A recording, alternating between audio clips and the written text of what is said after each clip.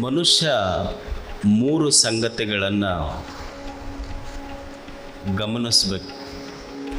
ಒಂದು ಹುಟ್ಟು, ಇನ್ನೊಂದು ಸಾವು. ಸುಮ್ಮನೆ ವಿಚಾರ ಮಾಡುವುದಷ್ಟೇ. ಇಲ್ಲಿ ಹುಟ್ಟು ನನ್ನಿಚ್ಛೆಯಂತೆ ನಡೆದಿಲ್ಲ. ನನ್ನ ಹುಟ್ಟು ಈ ಭೂಮಿಯ ಮೇಲೆ ಆಗಬೇಕಾದ್ರೆ ನಮ್ಮ ಆಧಾರ್ ಕಾರ್ಡ್ ನಾವು ಹುಟ್ಟುವುದಕ್ಕಿಂತ ಮುಂಚೆನೇ ರೆಡಿ ಆಗಿರಲಿಲ್ಲ. ಅಥವಾ ನಾನು ಇಂಥವರ ಹೊಟ್ಟೆಯಲ್ಲೇ ಹುಟ್ಟಬೇಕು, ಗಂಡಾಗೆ ಹುಟ್ಟಬೇಕು, ಹೆಣ್ಣಾಗೆ ಹುಟ್ಟಬೇಕು, ಅಥವಾ ಇಂಥ ಊರಲ್ಲೇ ಹುಟ್ಟಬೇಕು ಅಂತ ನಾವು ಯಾರೂ ಗೂಗಲ್ನಲ್ಲಿ ಅಪ್ಲಿಕೇಶನ್ ಹಾಕಿ ಹುಟ್ಟಿಲ್ಲ. ಅಂದ್ರೆ ಹುಟ್ಟು ನನ್ನ ಕೈಯೊಳಗೆ ಇಲ್ಲ. ಮುಂದೆ ಸಾವು ಇದೆ. ಸಾವಾದರೂ ಸಹಿತ ನನ್ನಿಚ್ಛೆಯಂತೆ ನಡೀತದೇನು? ಸಾವು ನಾನು ಬಯಸದೇ ಬರುವ ಅತಿಥಿ. ನಾ ಬ್ಯಾಡಂದ್ರೂ ಬರ್ತದೆ ಅದು. ಅಂದ್ರೆ ಹುಟ್ಟಿದ ಮನುಷ್ಯ ಒಂದು ದಿವಸ ಹೋಗಲೇಬೇಕು.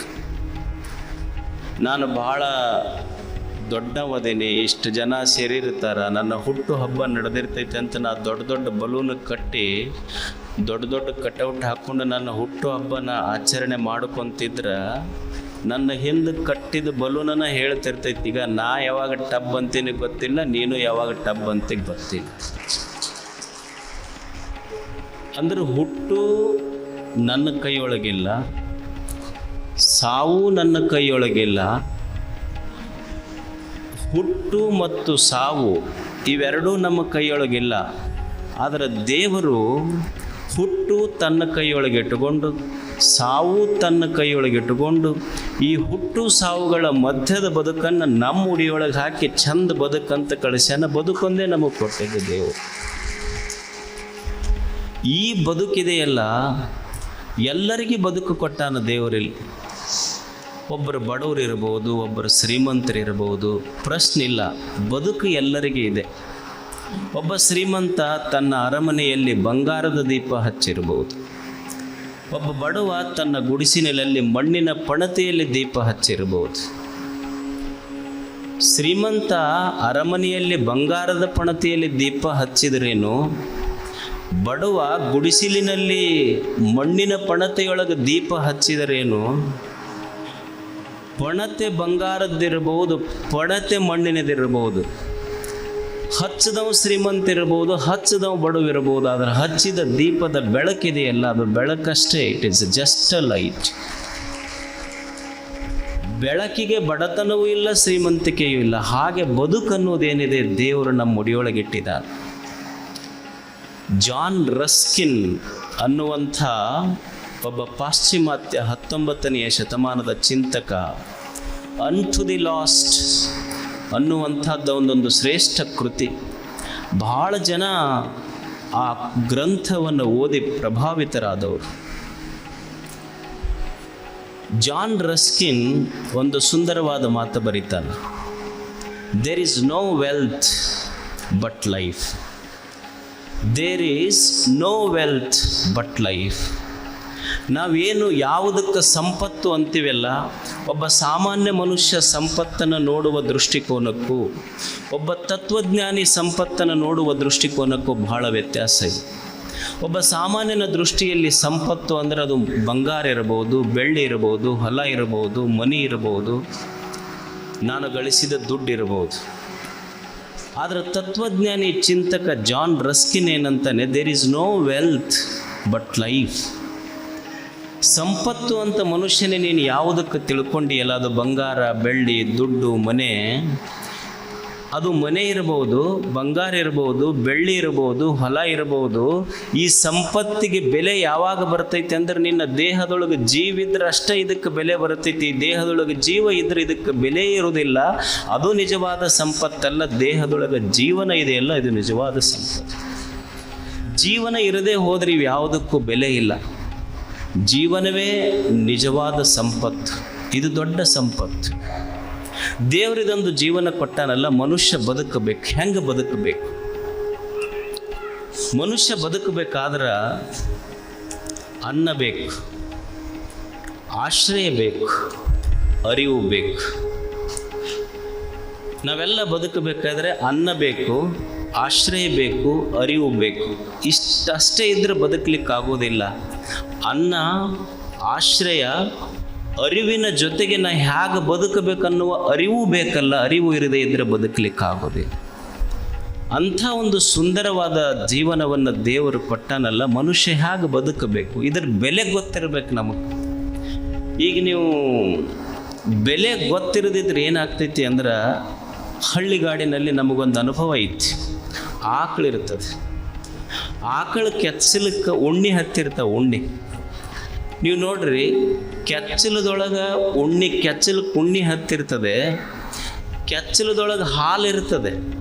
ಆದರೆ ಕೆಚ್ಚಲಕ್ಕೆ ಹತ್ತಿದ ಉಣ್ಣಿ ರಕ್ತ ಹೀರ್ತೆ ಹೊರಿತು ಹಾಲಿನ ಅಮೃತದ ಸವಿ ಉಣ್ಣಿಗೆ ಗೊತ್ತಾಗಲಿಲ್ಲ. ಹಂಗೆ ಈ ಬದುಕಿನ ಬೆಲೆ ನಮಗೆ ಗೊತ್ತಾಗದೆ ಇದ್ದರೆ ಸುಮ್ಮನೆ ಕೆಚ್ಚಲಕ್ಕೆ ಹತ್ತಿದ ಉಣ್ಣೆಗಳಂತೆ ಮನುಷ್ಯನ ಜೀವ. ಹೆಂಗೆ ಬದುಕಬೇಕು ಅನ್ನುವುದನ್ನು ಈ ದೇಶದ ಋಷಿಗಳು ಬಹಳ ಸುಂದರವಾಗಿ ಚಿಂತನೆ ಮಾಡಿದ್ರು. ವ್ಯಸೇಮ ದೇವಹಿತಂ ಯದಾಯು. ಮನುಷ್ಯ ಹೆಂಗೆ ಬದುಕಬೇಕಂದ್ರೆ, ವ್ಯಸೇಮ ದೇವಹಿತಂ ಯದಾಯು. ಈ ಜೀವನ ಹೆಂಗಿರಬೇಕು ಅಂದ್ರೆ, ಮನುಷ್ಯ ಹೆಂಗೆ ಬದುಕಬೇಕಂದ್ರೆ, ಇದನ್ನು ಯಾರು ಕೊಟ್ಟಾರಲ್ಲ, ಕೊಟ್ಟವನಿಗೆ ಸಂತೋಷ ಆಗ್ತಿರ್ಬೇಕು, ಹಂಗೆ ಬದುಕಬೇಕು. ಈಗ ನೀವು ಮದುವೆ ಮಾಡ್ಕೊಂಡಿರ್ತೀರಿ, ಮದುವೆಯಾಗಿ ನಿಮಗೊಂದು ಉಂಗುರ ಹಾಕಿರ್ತಾರೆ. ಯಾರು? ಮಾವು ಹಾಕಿರ್ತಾನೆ. ಎಲ್ಲರಿಗೂ ತೋರಿಸ್ತಿರ್ತೀರಿ, ಇದು ನಮ್ಮ ಮಾವು ಕೊಟ್ಟಿದ್ದು, ಒಂದು ಅರ್ಧ ತೊಲಿದು. ಅದು ಬಂಗಾರ ಇರ್ಬೋದು, ಇಲ್ಲ ಬಂಗಾರದ ನೀರು ಕುಡಿಸಿರ್ಬೋದು, ಅಥವಾ ಇವನಿಗರ ನೀರು ಕುಡಿಸಿರ್ಬೋದು. ಅವರು ಬಂಗಾರದಂಗೆ ಇರ್ತೈತಿ. ಒಂದು ಉಂಗುರ ಹಾಕ್ಕೊಂಡ ಅಳಿಯ ಎಲ್ಲರಿಗೂ ಏನು ಹೇಳ್ತಿರ್ತಾನಂದ್ರೆ, ಒಂದು ಸುಮ್ಮನೆ ಅರ್ಧ ತೊಲಿ ಉಂಗುರ, ಇದು ನಮ್ಮ ಮಾವು ಕೊಟ್ಟಾನ ಅಂದ್ರೆ, ಉಂಗುರ ನೋಡಿದಾಗ ಒಮ್ಮೆ ಅವನಿಗೆ ಮಾವು ನೆನಪು ಬರ್ತಿರ್ತೈತಿ, ಇದು ನಮ್ಮ ಮಾವು ಕೊಟ್ಟಿದ್ದು, ಇದು ನಮ್ಮ ಮಾವು ಕೊಟ್ಟಿದ್ದು ಅಂತ. ಅಂದ್ರೆ ಸುಮ್ಮನೆ ಸಾಮಾನ್ಯ ಒಂದು ಅರ್ಧ ತೊಲಿ ಉಂಗುರ ನೋಡಿದ್ರೆ ಉಂಗುರ ಕೊಟ್ಟ ಮಾವಿಗೆ ಹೆಂಗೆ ನೆನಪು ಬರ್ತೈತಲ್ಲ, ಇಂಥ ಅದ್ಭುತ ಜೀವನ ಕೊಟ್ಟ, ಇದನ್ನು ನೋಡಿದಾಗ ಒಮ್ಮೊಮ್ಮೆ ಕೊಟ್ಟ ಮಹಾದೇವನ ನೆನಪು ನಮಗೆ ಬರ್ತಿರ್ಬೇಕು. ಇದು ದೇವರು ಕೊಟ್ಟಾನೆ. ಇದು ಹೆಂಗೆ ಬದುಕಬೇಕು ಅಂದ್ರೆ, ವ್ಯಸೇಮ ದೇವಹಿತಮ್ಮ ಯದಾಯುಹು. ಅವನಿಗೆ ಸಂತೋಷ ಆಗ್ತಿರ್ಬೇಕು, ಕೊಟ್ಟ ದೇವರಿಗೆ ಸಂತೋಷ ಆಗ್ತಿರ್ಬೇಕು. ಒಂದು ಜಗಲಿ ಕಟ್ಟಿತ್ತು. ಆ ಜಗಲಿ ಕಟ್ಟಿಗೆ ಊದಿನ ಕಡ್ಡಿ ಹಚ್ಚಿಟ್ಟಿದ್ರು. ಊದಿನ ಕಡ್ಡಿ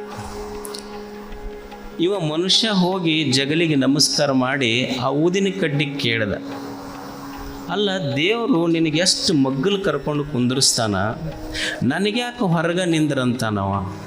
ನಿನಗೆ ನೋಡಿದ್ರೆ ಮಗ್ಗಲು ಕರ್ಕೊಂಡು ಕುಂದಿರಿಸುವಂತ ಜಗಲಿ ಮೇಲೆ ಇರ್ತೈತಿ ಊದಿನ ಕಡ್ಡಿ, ನಿನಗೆ ಕರ್ಕೊಂಡು ಕುಂದಿರಿಸಿರ್ತಾನ, ನನಗೆ ಯಾಕೆ ಹೊರಗೆ ನಿಂದಿರಿಸ್ತಾನ. ಅದು ಊದಿನ ಕಡ್ಡಿ ಅಂತ ನೀ ಮಾಡದ ಅಂತ ಕೆಲಸ ಮಾಡ್ತಿ, ಅದಕ್ಕೆ ಹೊರಗೆ ನಿಂದಿರಿಸಿರ್ತಾನೆ ನನಗೆ. ಅಲ್ಲ, ಅದನ್ನ ಕೇಳಕತ್ತೀನಿ ನಾನು, ದೇವರು ನನಗೆ ಯಾಕೆ ಹೊರಗೆ ನಿಂದಿರಿಸ್ತಾನ, ನಿನಗೆ ಯಾಕೆ ಮಗ್ಗಲು ಕರ್ಕೊಂಡು ಕುಂದಿರಿಸ್ತಾನ.